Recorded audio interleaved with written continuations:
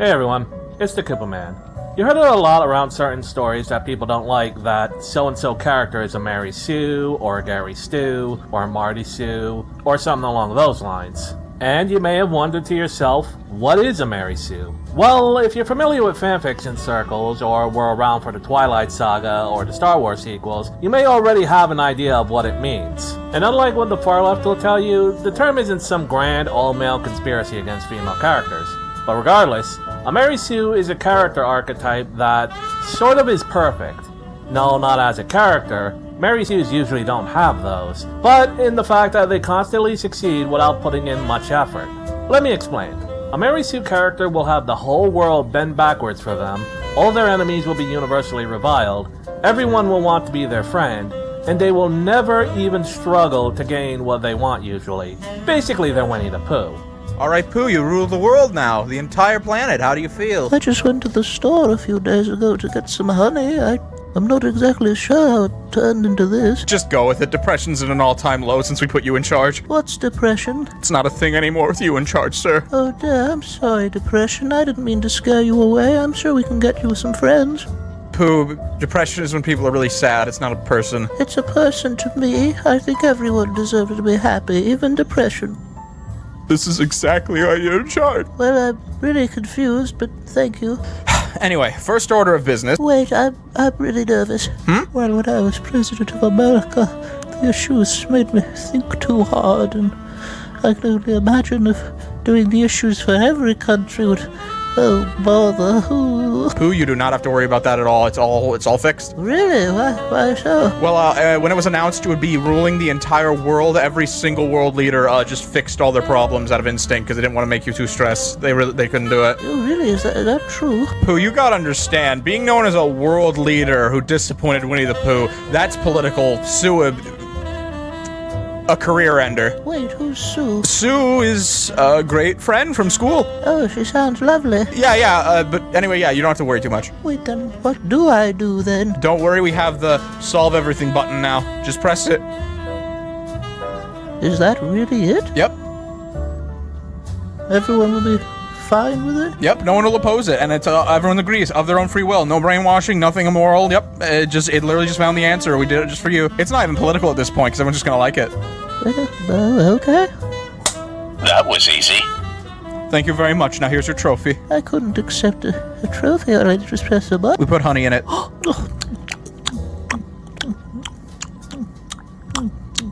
This is good. Why yes, Goobus, I did steal your bit. For your ghoulish anti-Charlie Kirk nonsense. I hope you drop dead. Anyway, the term originated from Ensign Mary Sue from A Trekkie's Tale, a satire fanfiction written as a satire of how certain self-insert characters were being written up to that point. And this was way back in the 70s, before the concept of the internet was even a thing. Yeah, holy shit. This fanfic revolved around the half-Vulcan ensign, Mary Sue. She was the youngest ever to be accepted into Starfleet, everyone falls in love with her or wants to bang her, and she gets killed for the crime of wearing a red shirt in the TOS era, and then everyone mourns her. It was only 4 paragraphs long, but was written to be a boiled down version of all the tropes the author kept seeing in these Mary Sue wish fulfillment fanfictions. As such, Mary Sue was played up for effect, but still laid out the very real trope. And what feminists don't want you to know, the author's name was Paula Smith. That's right, the writer who first called out and even named the Mary Sue trope was a woman. I guess she's one of those house women and sellout that the feminists keep whining about, huh? Though one thing needs to be understood about Mary Sues. While the original Mary Sue was a satire of characters who were largely self-insert author avatar characters, not every self-insert or author avatar is a Mary Sue, and likewise, not every Mary Sue is a self-insert of the author either. Nor is the trope exclusive to fanfiction, as we are growing more aware of in this modern age, where Mary Sue type characters are becoming more mainstream, but remaining just as annoying and hateable. Take for example, Miles Morales. Good. I can feel your anger. I am defenseless. Take your weapon. Strike me down with all of your hatred, and your journey towards the dark side will be complete. That's right. I called Miles a Mary Sue. and I'm tired of pretending he isn't. Miles was created in the Ultimate Marvel timeline by Brian Michael Bendis, one of the two heads of said timeline publication with Mark Miller. He was made to be the new Spider-Man after Peter Parker's controversial death in that timeline, and the differences begin almost instantly. Whereas Peter had to struggle with the fact that he was ultimately responsible for Uncle Ben's death, Miles losing his father was completely externalized to that versus Venom. Whereas Peter had to juggle his civilian life and his life as Spider-Man, which caused him no end to his stress, Miles is able to do so with relative ease. Whereas Peter's Spider-Man, in any verse he's in, has the Daily Bugle at his throat constantly, Miles is actually upset the press is largely in his favor as, quote, the new black Spider-Man who is, quote, so cool and diverse. And whereas Peter let Gwen Stacy die, Miles is written to be dating her Spider-Gwen counterpart without her dying because of his enemies. Additionally, Miles has been given extra powers that Peter never had, such as the ability to control spider venoms or generate electricity. He was even a vampire for a time, stealing that storyline from Jubilee of the X-Men. And what's worse is that he didn't stay contained to the Ultimate Universe. He was transplanted into the mainstream universe where he exists to this day. I'll repeat. The character who was created to replace Peter Parker in one universe is now in the main universe where he's not needed as Peter is still alive, and they're still trying to use him to replace Peter. Miles is written as a version of Peter who, in addition to being black, is also loved by the media rather than hated, has a good relationship with his family and friends who are all supportive of him, and is dating the hot blonde instead of cradling her dead body in his arms. If that isn't a Mary Sue, I don't know what is. It gets even more ridiculous in the Insomniac games, where he's fluent in sign language and still has time in his hero life to apply for college and be in a garage band with his friends. And of course, he plays the fucking guitar. It's always the fucking guitar with these Mary Sue characters. Peter Parker is interesting because he's a regular guy with superpowers as a consequence and has to struggle through life because of them. Miles Morales has no such struggle. The press love him, other heroes accept him, whereas they didn't automatically accept Peter. He has his mother, whereas Peter had to watch Aunt May die at least twice, and lost his parents and Uncle Ben. And Miles just breezes through life, gets the hot blonde, and plays fucking guitar like ringing a bell. Yes, I said this before, but it bears repeating. If you don't understand why Miles Morales is a Mary Sue after hearing all of that, you are not paying attention, nor do you want to pay attention. You just want your favorite fuckboy to keep winning, and that doesn't make for interesting character writing. But go ahead, try in the face of that to tell me Miles isn't the Mary Sue. I dare you. I fucking double dog dare you, motherfucker. I even made a list. Here, let me show it on screen. Pause it if you want to read it. But what else can be expected from Brian Michael Bendis, his creator's pet character? Good. Use your aggressive feelings, boy. Let the heat flow through you. But Miles is hardly the only example. Just the one who is the most irritating because of how many stupid people defend him. Not even for who he is as a character, but because they associate all black people with Miles Morales, the way they associated all women with Rey from Star Wars. Rey in the sequel trilogy was a scrap rat who came from nothing on the backwater planet of Jakku, who happened to stumble into the most important droid in the entire galaxy at the minute. Some would argue that there's a parallel to Luke Skywalker and how he found R2-D2, and ended up being the son of Darth Vader, the way that Rey is the granddaughter of Palpatine. But that's really where the similarities end.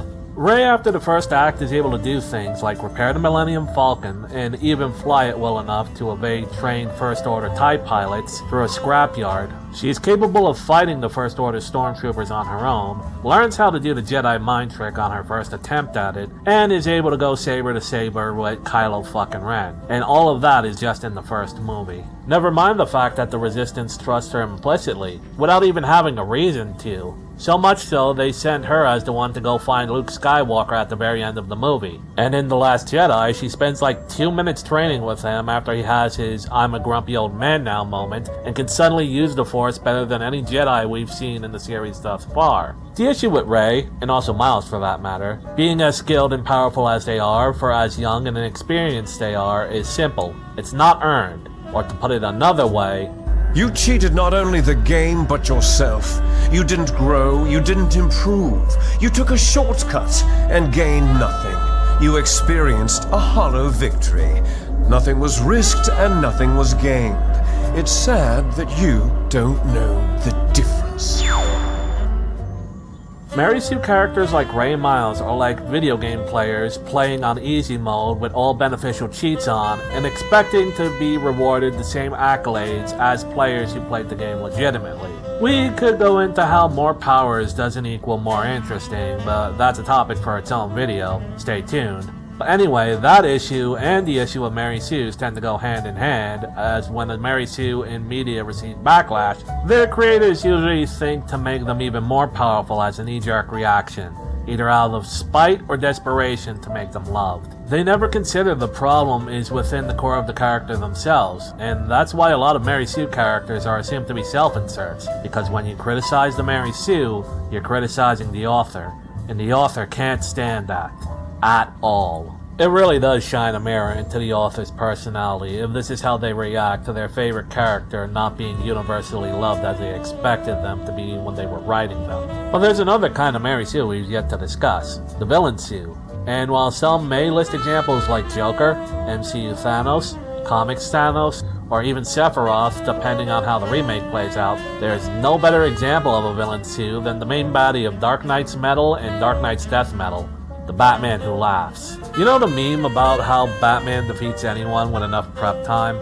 That's this character. Batman Who Laughs is a dark universe counterpart of Bruce Wayne, who was corrupted by Joker Venom into essentially becoming Joker, but in Batman's body and with Batman's brain and determination. This is a version of Batman who actually killed the Joker, but still paid the price for it, as if to be a slap in the face for the reader of, "Hey dummy, that was the Joker's plan all along." But it gets worse as he gathers a team of other evil Batmen across the multiverse with all the other heroes' powers and plans to plummet the main Earth into darkness. Well, technically speaking, that was the plot of the Bat God Barbados, but it doesn't matter as the Batman Who Laughs' own schemes to create chaos actually subverted that Bat God. And in the sequel, Dark Knight's Death Metal, he teams up with yet another eldritch god to get his brain put in the body of himself, who became Dr. Manhattan. Dr. Bathattan, if you will. He is so terrifying in the setting that even Joker is afraid of him, and considered "I'll kill the Batman Who Laughs" to be a good reason to join up with Lex Luthor again, despite the fact that Lex had previously screwed him over. It's that bad. And every time we thought he was beat, he pulled another, "Nope, psych, fuck you," out of his ass, and it turned out he planned for just that specific outcome as well, basically proving that Batman would be a really fucking annoying villain. In the first event, it took trapping him in an nth metal box in the bottom of the Batcave to defeat him, and in the end of the second, it took throwing him into the fucking sun. But somehow, I doubt that will be the end of him. Villain Sues are sort of different from Mary Sues as they take the role of the antagonist, but you still feel the aggressive hand of the writer flowing through them. Only instead of being reality-warping, universally loved heroes, they are vehicles for the authors to enact literal sadism towards the actual heroes of the story. And that's the biggest problem with Sue-type characters. They break your immersion in the story. They cast a light onto the puppet strings and expose the whole thing as just one great big show. Why does Miles never struggle and keeps getting new powers and outright replacing other heroes in other universes? Because that's what Bendis and other writers created him for, to be a replacement of your favorite heroes and to represent black people. Why is Rey part of this Force dyad and so powerful with the Force? And why is she the granddaughter of Palpatine now, despite the last movie saying she's a literal nobody? Because the plot needs her to be, and if you question it, you're sexist. Why is the Batman Who Laughs so hard to defeat? Because the writers don't want him to be defeated. He's a fusion of Batman and Joker, after all. You can see what I'm getting at here. It goes beyond just being a self-insert, or even being just part of fanfiction writing in general. Heck, saying that Mary Sue is just a self-insert ignores the fact that you can make really decent characters who are self-inserts. Red from Pokemon is a great example of not only Satoshi Tajiri inserting himself, but also the player into the world of Pokemon. And there's also the fact that Harry Potter is based on J.K. Rowling's own perspective and experiences growing up and going to a boarding school. Or, you know, the fact that Gandalf the Grey is a pipe-smoking, gray-haired, omniscient guide for the heroes going through Middle-earth. Look, I'm just saying, alright? Don't come at me with the, "but he doesn't like self-inserts," or, "but he's clearly Tom Bombadil" stuff with me. The man is clearly Gandalf, alright? But what makes Mary Sue stand out is that they're like a void of any and all personality. They just do things for the plot, and everybody loves them because they exist. They're pernicious, disgusting even, and examples of bad writing. But that's just my take. Anyway, this has been the Koopa Man. If you like this video, leave a like and subscribe as it helps my channel grow. Check out my other videos as I talk about these topics a lot. And if you got other examples of Mary Sue's or even villain Sue's, be sure to talk about them in the comments as I'd love to hear your takes. And until next time, game on.